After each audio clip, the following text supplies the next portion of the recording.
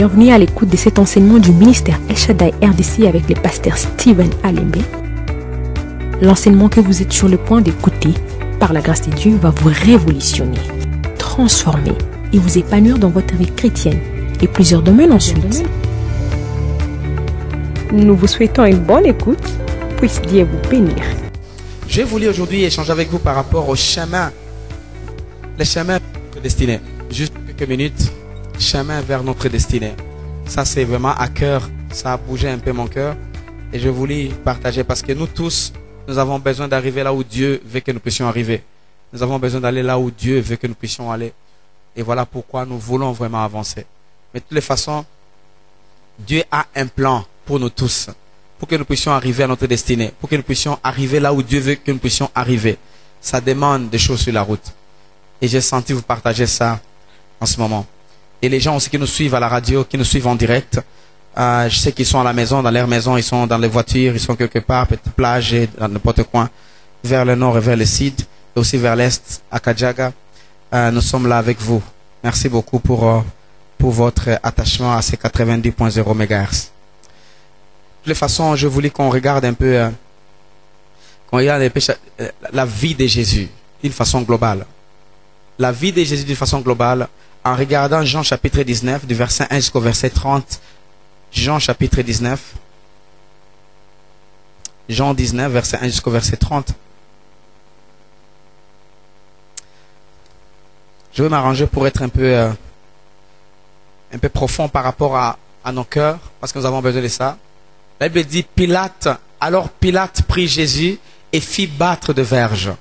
On va aller rapidement. Oui, les soldats tressèrent une couronne d'épines qu'ils posèrent sur sa tête et ils les revêtirent d'un manteau de pourpre, puis s'approchant de lui, il disait salut, roi des Juifs, et il lui donnait des soufflets.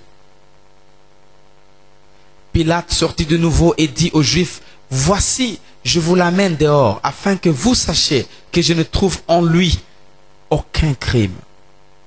Jésus sortit donc portant la couronne d'épines et le manteau de pourpre. Et Pilate leur dit, voici l'homme. Lorsque les principaux sacrificateurs et les huissiers le virent, ils s'écrièrent, crucifie, crucifie. Pilate leur dit, prenez-les vous-même et crucifiez-les, car moi, je ne trouve point de crime en lui. Les Juifs lui répondirent, nous avons une loi, et selon notre loi, il doit mourir parce qu'il s'est fait fils de Dieu. Quand Pilate entendit cette parole, sa frayeur augmenta. Il rentra dans les pétroirs et il dit à Jésus, d'où es-tu? Mais Jésus ne lui donna point de réponse. Pilate lui dit, est-ce moi que tu ne parles pas? Ne sais-tu pas que j'ai le pouvoir de te crucifier et que j'ai le pouvoir de te relâcher? Jésus répondit, tu n'aurais sur moi aucun pouvoir s'il ne t'avait été donné d'en haut. Ce pouvoir, c'est lui qui me livre à toi, comme commet un plus grand péché. Dès ce moment, Pilate cherchait à les relâcher. Mais les Juifs criaient, si tu les relâches, tu n'es pas ami de César. Quiconque se fait roi se déclare contre César. Pilate, ayant entendu ces paroles, amenant Jésus dehors, et il s'assit sur le tribunal, au lieu appelé le pavé, et en hébreu, Gabata. C'était la préparation de la Pâque, et environ la 6e heure, souligné 6e heure, Pilate dit aux Juifs, voici votre roi. Mais ils s'écrièrent, ôte, ôte, crucifie-le. Pilate leur dit, crucifierai-je votre roi? Les principaux sacrificateurs répondirent, nous n'avons de roi que César. Alors il les leur livra peut-être crucifiés. Ils prirent donc Jésus et le menèrent. Jésus porta sa croix, arriva au lieu de crâne qui se nomme en hébreu Golgotha. C'est là qu'il fut crucifié, et 2 autres avec lui, un de chaque côté et Jésus au milieu.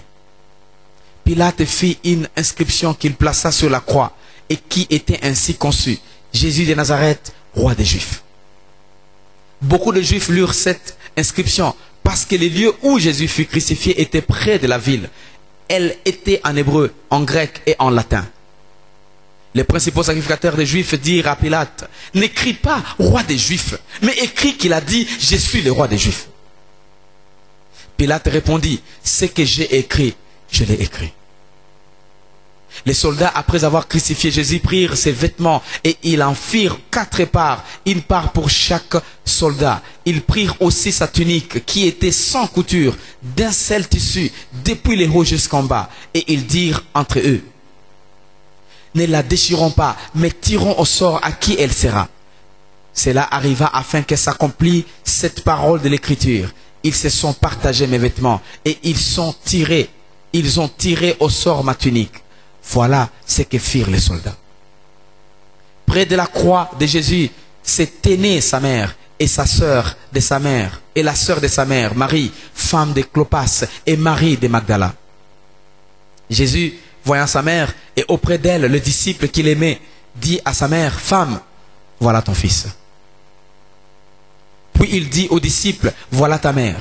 Et dès ce moment, le disciple l'a pris chez lui. Après cela, Jésus, qui savait que tout était déjà consommé, dit afin que l'écriture fût accomplie, j'ai soif. Il y avait là un vase plein de vinaigre. Les soldats en remplirent une éponge et l'ayant fixé à une branche d'hysope, ils l'approchèrent de sa bouche. 30. Quand Jésus y prit le vinaigre, beaucoup de gens pensent que Jésus n'avait pas pris ça. Il a pris le vinaigre. Il dit, tout est accompli. Et baissa la tête, il y remplit l'esprit. Il y rendit l'esprit. Amen. J'ai lu en long en large parce que beaucoup de gens ne lisent pas la Bible. Ils sautent les versets. Ils ne lisent pas les contextes. Et j'ai fait exprès. C'est la première fois, depuis que vous êtes là, si vous n'êtes pas à l'école biblique, là où je vous lis en long en large comme ça. Je saute souvent. Mais je fais ça exprès. Pourquoi je l'ai fait?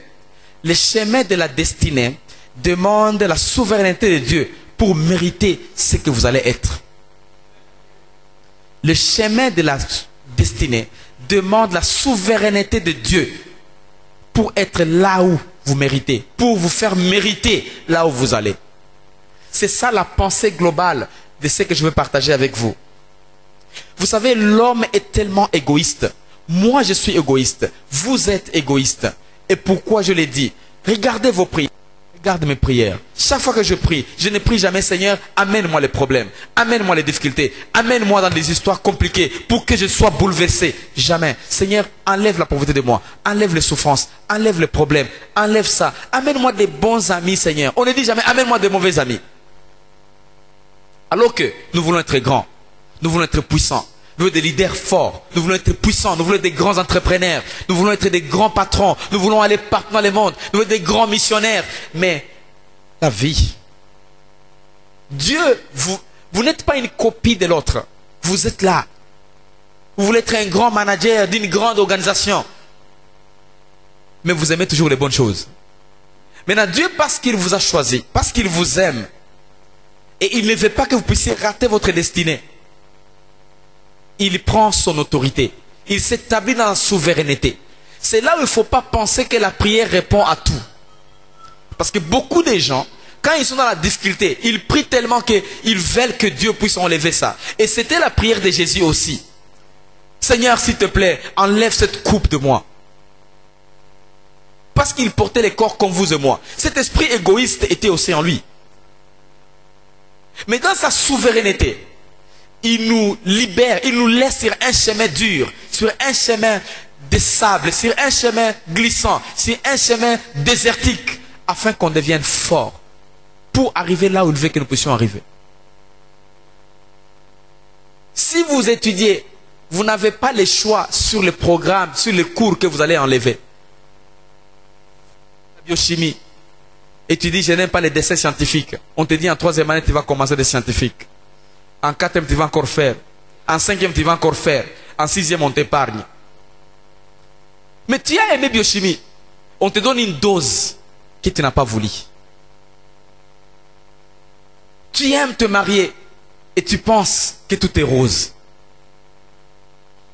Tu aimes être un grand manager et tu penses que tu n'auras pas des subalternes compliqués. Des subalternes, excusez-moi, c'est pas bête, mais je ne sais pas comment dire, je ne sais pas les mots. Je manque les mots. un subalterne rebelle à toi. Tu veux être un grand entrepreneur. Tu penses que tu vas engager tout le monde qui sera comme chrétien et qui ne volera pas. Et comme tu es trop chrétien, tu ne fais pas comptabilité, tu ne contrôles pas l'argent, tout est Dieu, Dieu va faire. Tu vas tomber en faillite. Mais il te fait passer par des moments très difficiles pour te former, pour me former. Tu veux être un grand pasteur, tu vas aller dans le monde partout prêcher l'évangile. Et tu penses que le passeport va te rencontrer chez toi. Tu dois apprendre comment on capture. Soit à Bujumbura, soit à Bukavu, soit à Kinshasa. Et là, c'est recherche d'argent pour trouver le passeport. Tu veux être qui? Tu veux être parent. Donne-moi des enfants, Seigneur. Quand l'enfant est né, tu ne sais pas comment l'envoyer à l'école. Il nous laisse devant un chemin difficile. Maintenant, nos prières sont centrées sur nous. Et des fois, vous retrouvez, comme conséquence à toutes ces prières qui sont de bonnes prières, excusez-moi, des combats spirituels, là on chasse tout ce qui est mauvais de nous. Des fois, ça nous fait rater notre destinée. Tu sais, les chrétiens, la partie sacrifice est partie. On n'enseigne plus aux chrétiens qu'est-ce qu'il faut se sacrifier. C'est comme si c'est enlevé sur la liste des dossiers à suivre. Le sacrifice, c'est le chemin de la croix. Et Jésus a dit, transporte ta croix et suis-moi. Beaucoup de gens, j'ai appris qu'ils veulent être appelés apôtres. Parce qu'ils pensent qu'apôtre, c'est un ministère qui est au-dessus des pasteurs. D'abord, c'est des mensonges. Tous les ministères sont au même niveau. Mais les mandats sont différents. Mais le mandat apostolique, c'est un mandat très très fort et très puissant. Un apôtre ne reste pas là où il y a les églises, là où Jésus a déjà été enseigné. Tu ne restes pas, tu vas là où Jésus n'a jamais été enseigné. Et je t'informe, on donne les offrandes aux pasteurs qui viennent prêcher là où seulement il y a eu l'évangile. Et c'est comme ça que Paul allait et il remerciait Thessalonique, il remerciait Corinthe pour les offrandes qu'on leur a envoyées. Parce qu'il allait dans les coins où il n'y avait jamais eu l'évangile. Mais j'ai appris qu'il y a des apôtres à ouvrir. Et ils sont là des mois et des mois. Gloire à Dieu pour eux. Il y a des apôtres à Bukavu, à Goma. Et dans les moyens hauts plats, dans les coins très difficiles, on ne voit personne y aller. Parce qu'ils ne veulent pas aller là où il y a des choses difficiles. On rate la destinée. Pourquoi? Deux fois vous trouvez, parce que nous ne voulons pas passer par les difficultés. Nous refusons d'être obéissants. D'abord, on a difficile à écouter Dieu. Comment Dieu te parle? On collabore avec Dieu dans tout. Tu sais, quelqu'un qui comprend comment Dieu parle peut être désobéissant, mais au moins il a entendu. Dieu parle d'une manière ou d'une autre. D'abord, numéro un, il parle dans tes désirs. Il met un désir très fort en toi. Fais ça, fais ça, fais ça, fais ça, fais ça. Ça revient, ça revient, ça revient, ça revient. Ça peut être la voix de Dieu. Maintenant, vous cherchez un serviteur qui comprend pour que vous puissiez confirmer ce que vous avez avec lui. La deuxième façon dont Dieu parle, il parle de la parole. Ce qui va te parler n'ira jamais à l'encontre de la parole écrite, ce qu'on appelle les logos.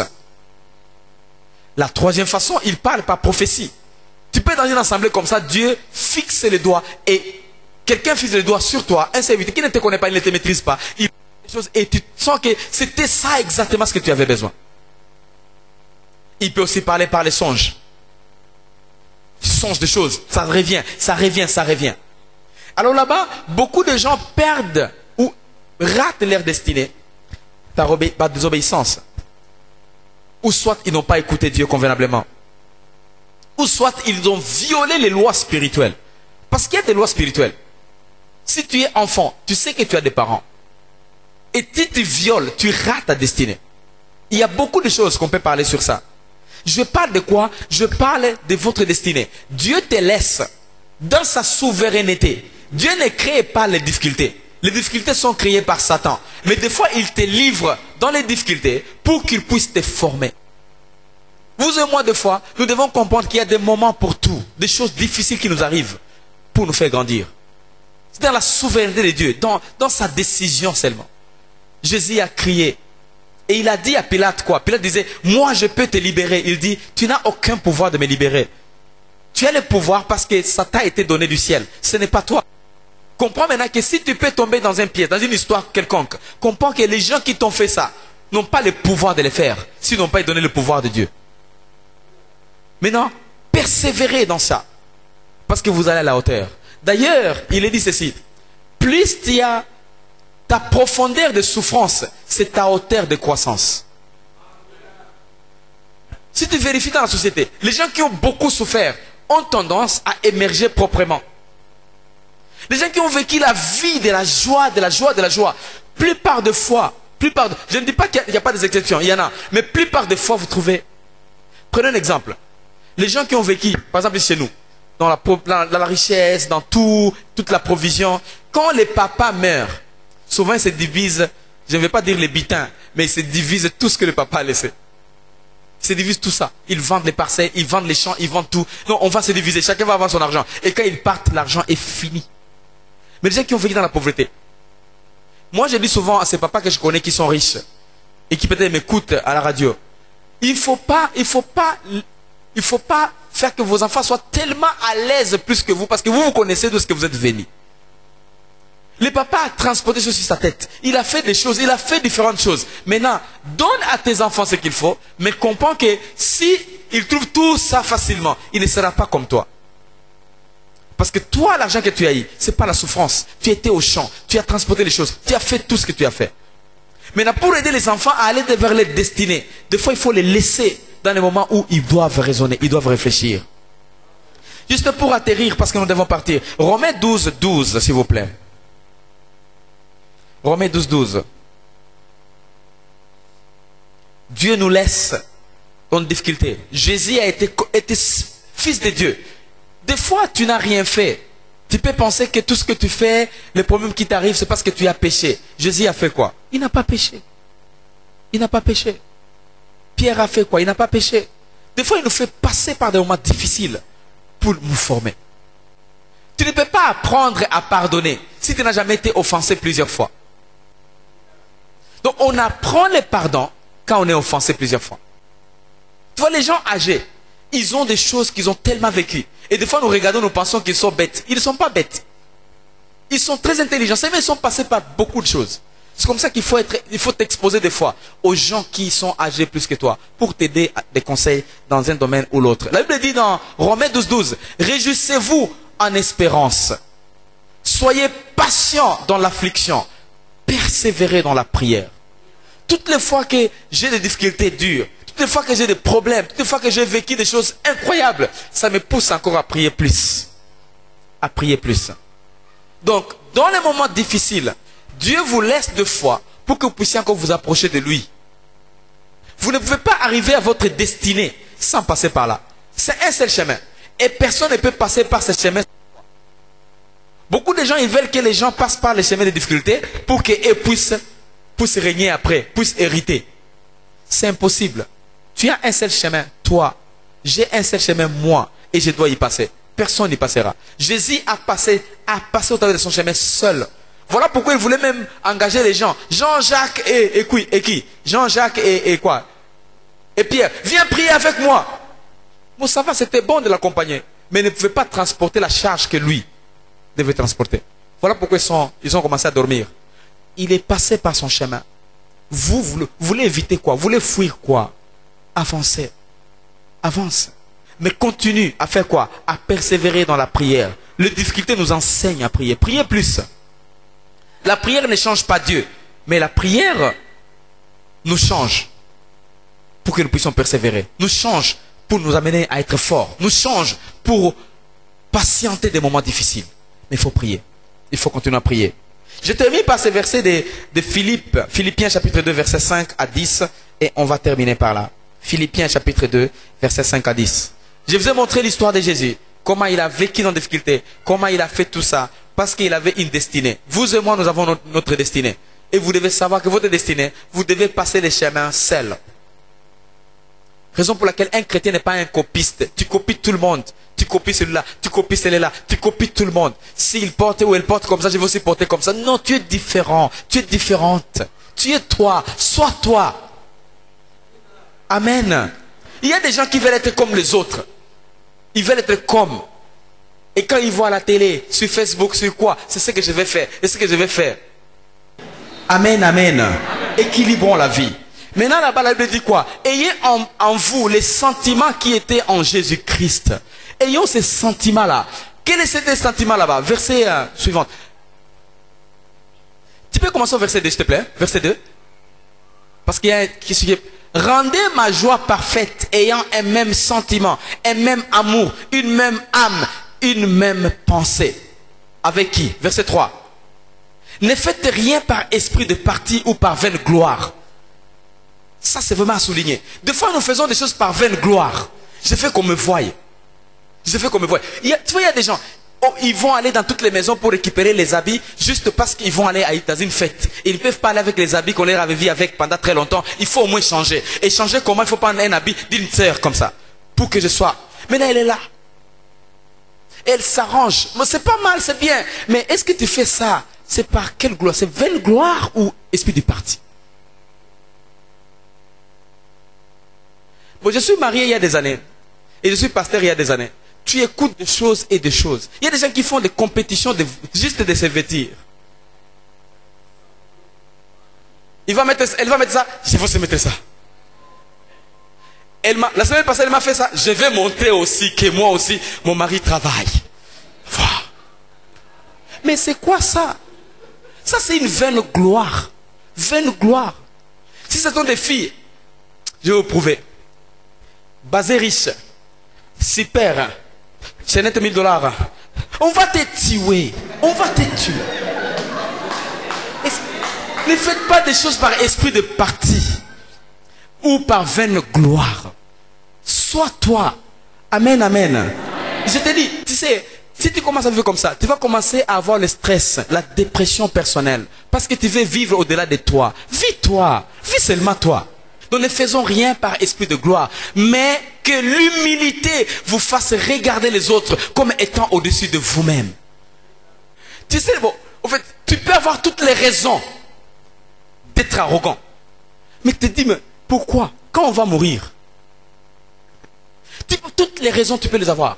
Mais tu te dis, mais pourquoi? C'est là où l'humilité doit nous aider, nous garder. Et regardant les autres, ils sont meilleurs, ils sont bien, ils sont super bien.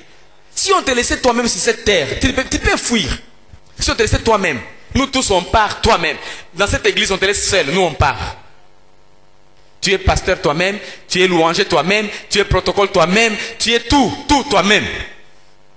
Même si on te laissait toutes ces voitures ici, nous partons. Toi-même, tu ne peux pas les amener à la maison. Tu viendras avec une seule. Et tu vas faire beaucoup de courses. Tu viens, tu prends une voiture, tu déposes. Tu reviens encore à pied ou à moto, encore tu déposes. Tu vas être fatigué.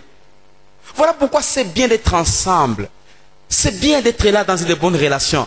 Et ça, c'est seulement si nous regardons les autres comme étant aussi meilleurs dans leur domaine. Verset, on descend rapidement. 4. Que chacun de vous, au lieu de considérer ses propres intérêts, il faut me respecter, il faut me saluer. Ce sont des intérêts banals. Pourquoi tu ne veux pas saluer? Il ne m'a pas salué. Moi, je vais se passer. Mais dis seulement bonjour. Ce n'est pas un problème. Mais ça fait quoi? Ça te réduit en rien. Salue quelqu'un. Dis bonjour. Bon après-midi. Salue quelqu'un. C'est bien. Ça mène la joie. Ça connecte. La personne que tu vois à côté là-bas, tu vas regretter. C'est le ministre de demain. C'est le président de demain. C'est le directeur de demain. C'est le directeur de demain. Le service de demain. C'est la directrice de tout ce que vous voulez. Des entreprises de demain. Tu peux dire, il n'a rien aujourd'hui. Tu vas regretter. C'est le procureur général demain. C'est le président de cour de cassation demain. Et vous regrettez. Et vous ne le saluez pas à l'église. Maintenant vous écoutez, pouf. Maintenant vous avez un dossier qui demande là-bas. Vous allez appeler comment? Vous avez été avec la personne des années. Maintenant, papa, vous pouvez voir son numéro. Hein? Non, je n'ai pas le numéro. Papa, patient. Tu étais tellement arrogant. C'est là où, garde, ne faisons rien, esprit de parti. On descend verset 5 maintenant. Ayez en vous les sentiments qui étaient en Christ. C'est là où maintenant ça commence à te rire. Ayons les sentiments. Cette ambiance qui était en Christ. Quel sentiment? Verset 6. Lesquels existant forme de Dieu. Il était tout un Dieu puissant. Il a laissé le ciel, la gloire et tout ce que vous connaissez. N'a point regardé comme une proie à arracher d'être égal à Dieu. Moi je suis Dieu. Il n'a pas regardé tout ça. Ce qui amène beaucoup de conflits parmi les gens, c'est penser que je suis meilleur que l'autre. Penser que je suis trop beau que l'autre. Je suis trop belle que l'autre. Je suis très que l'autre. Je suis très élégant que l'autre. Je suis très élégante que l'autre. Je marche avec excellence que l'autre. Et ça fait à ce que tu sois dans des confusions inutiles. Inutiles. Inutiles. Alors que sans l'autre, tu n'as pas de sens. Tu te compares à l'autre parce que l'autre existe. Alors c'est mieux de voir l'autre toujours. Amen. L'autre est très important. Voilà pourquoi tu es toi. Parce qu'il est l'autre. Si l'autre n'est pas là, tu n'es même pas toi. Qui dira que tu es toi? Alors il faut que l'autre soit là. Si l'autre n'est pas là, tu sais dans ta chambre comment tu dors nu. Tu sais. Parce que l'autre n'est pas là. Si l'autre était là, l'habit que tu dis, je vais mettre l'habit, c'est parce que l'autre est là. Alors il faut respecter l'autre. Amen. C'est très important. C'est très important. Franchement. Franchement. La voiture que je peux avoir, que tu peux avoir. J'ai dit, j'ai une voiture. C'est parce que l'autre. C'est parce que l'autre n'a pas. Mais si l'autre n'était pas là, tu peux dire quoi? Tu as une voiture. Qui peut dire que tu as une voiture? Si tu es toi seul. Alors l'autre est très important. Tu ne sais pas seulement. C'est sage. Atterrissons verset 7. Mais c'est dépouillant lui-même. Dépouiller cette arrogance. Enlève cette arrogance. Je n'ai pas de chemin de la destinée. L'arrogance peut nous bloquer. Une minute comme ça, tu perds la destinée. Il y a des bonnes relations qui viennent parce que tu étais humble. Si tu es fille, des bons maris qui... ou fille, encore vraiment, il connaît humilité. Il se connecte à toi parce que tu es humble. Mais une fille tellement... Qu'est-ce que je dis? Dépouille-toi. Dépouiller toi-même. Enlève cette histoire en toi. En prenant une forme de serviteur. L'humilité, c'est servir. Quand tu sers, tu prouves l'humilité. Alors je vais atterrir en disant, en devenant semblable aux hommes. Tout un Dieu qui s'est fait descendre, qui devient semblable aux hommes terrestres. Les gens sales, les gens sans honneur, les gens qui ne veulent pas toucher le ciel. Il est venu pour être là. Nous tous là, il faut chercher l'humilité. Cherchons à être humbles. Au verset 8, il s'est humilié lui-même. Tu sais, dans ce monde, si tu ne t'humilies pas, les gens vont t'humilier. Accepte que tu es seulement. Et puis là, c'est un grand secret. Et il s'est dit, c'est rendant obéissant jusqu'à la mort. Jésus, Dieu, jusqu'à la mort. Tout ce que tu es, c'est la grâce. La beauté que tu as, c'est la grâce. L'honneur que tu as, c'est la grâce. L'argent que tu as, c'est la grâce. Tout ce que tu peux avoir, c'est la grâce. Si tu comprends ça, tu vas descendre. Tu descends. Tu descends seulement. Maintenant, je connais des gens dans ce monde. Quand tu essaies de t'humilier, ils essaient aussi de te faire maintenant. Maintenant, là-bas, il ne faut pas accepter. Tu es humble, ce n'est pas parce que tu es bête ou moins intelligent. Maintenant, s'ils essaient de faire ça, montrez-les que c'est un serpent qui dort. Ah, c'est un serpent qui dort. Montrez-les que tu es un serpent qui dort. On atterrit en disant quoi? Même jusqu'à la mort. C'est pourquoi aussi Dieu l'a souverainement élevé. Tu veux être élevé? Sois humble. Tu veux être respecté? Sois humble. L'humilité, ça amène la gloire. Beaucoup de gens auront tendance à te piétiner parce que tu es humble. Mais quand ils découvrent la force que tu as, ils vont se mettre sur la ligne. Juste pour partir. Le chemin de destinée que Dieu a mis devant toi, tu dois y passer seul. Mais de toutes les façons, les techniques pour y passer. Numéro 1, écoutez la voix de Dieu sur la route. Numéro 2, soyez humble. Numéro 3, continuez à avoir les sentiments qui étaient en Christ. Quelle que soit ta gloire, comprends qu'il y a notre gloire très élevée. Dieu vous a destiné à des grandes choses, à des grandes entreprises, à des grandes choses. Maintenant, si vous commencez à être arrogant à ce niveau là-bas, vous bloquez votre avenir. Soyons debout s'il vous plaît, on va prier ensemble. On va prier ensemble.